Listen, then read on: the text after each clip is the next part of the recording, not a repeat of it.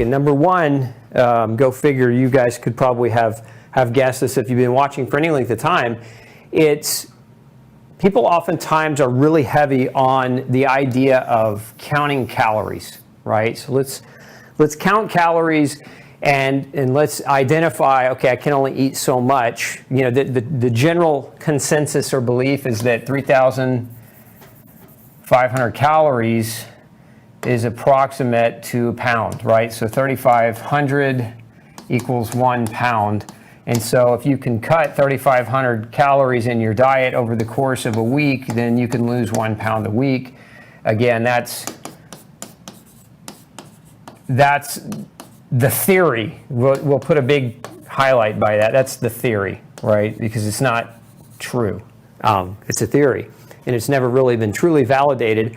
Although there's some truth to it, we don't want to throw the baby out with the bathwater. The real issue is counting calories, but consuming foods that are inflammatory in nature. So if you are cutting your calories, and I see this a lot, people come to me in my practice, and they're eating, let's just say, Weight Watchers are following a point system, or they're following somebody's point system or calorie-restricted processed food diet, and they're struggling. They can't put weight on if that's their problem. They can't take weight off if that's their problem. They're struggling to normalize body weight or achieve a healthy body weight.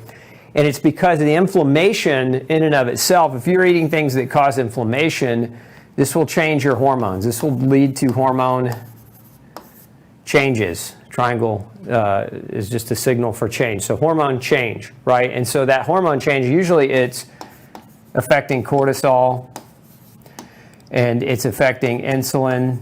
Ladies, it's affecting your estrogen, those inflammatory foods. And men, it's affecting your testosterone. So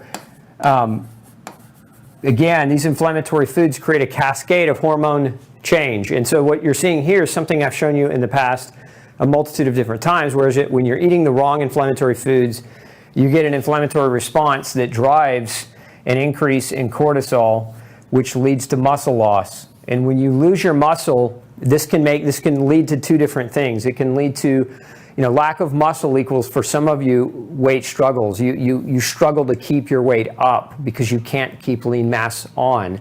And that's because of an inflammatory process that chews through your muscle. Remember, elevations in the steroid cortisol leads to the deterioration of your muscle, which slows down your metabolism, and that makes you tired and groggy and can affect you in a number of different ways.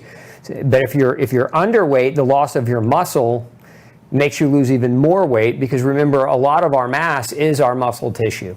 Now, if you're overweight, an increase in cortisol will also cause you to reduce your muscle mass. But as you reduce your muscle mass and you drive the inflammation process, one of the things that happens with elevated cortisol, for many that struggle with their weight, is it increases blood glucose. It increases blood sugar. Your liver stores sugar. So in your liver, you store about 325 grams of glucose, so that if you're chronically inflamed, your corticosteroid, your cortisol, is just asking your liver, hey, we need energy, dump the sugar. Dump your stored sugar into the bloodstream. So what happens is you get hyperglycemic episodes where you're dumping excessive sugar into your blood. Excessive sugar in your blood leads to the formation of something called a triglyceride. Triglycerides are just a fancy way of saying fat. And so what do we do with triglycerides? Generally, what do humans do better than anyone else?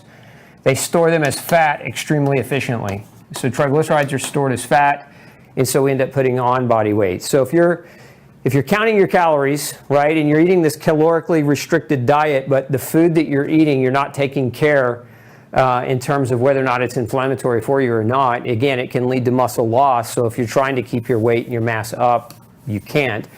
And it can lead to weight gain in terms of fat gain, like percentage fat gain, because it drives and changes your hormones. Your cortisol and your blood sugar become affected, leading to more fat storage. So what are the inflammatory foods? Like, what are the key ones? Well, this month we're really focusing on No Grain, No Pain. So if you don't have a copy of No Grain, No Pain, check one out in your library, buy one at Amazon or Barnes & Noble, pick a copy up.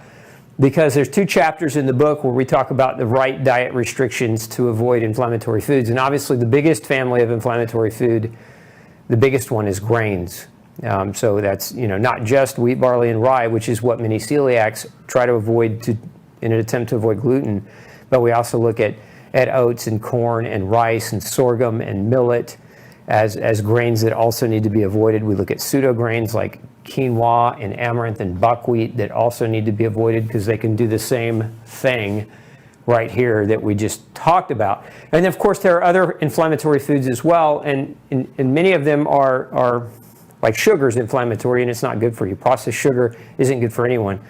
But then there are other real foods, whole foods that are healthy, but if you're reacting to them or you're allergic to them, or if you're following this program and you find yourself plateaued or struggling to get to your ideal body weight and composition, then what may be happening is you're allergic or sensitive to some of the foods that generally are healthy, but for you they're not.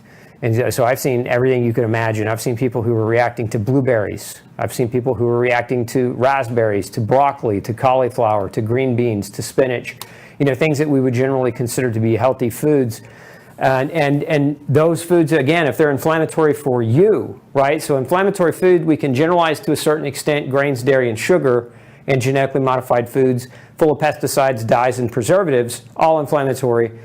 But we can't generalize your unique food intolerances, food sensitivities that are also driving inflammation. So that's something that if you're not aware of and you're struggling, you really should get it tested.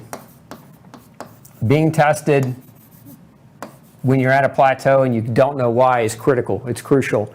A lot of people want to do this at home and do it on their own, and that's fine. It's fine, you can do that, but if you're hitting a plateau, this is the next step. This is the next hurdle, the next level of investigation that you should take.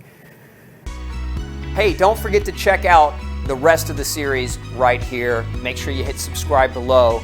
And as always, thanks for tuning in.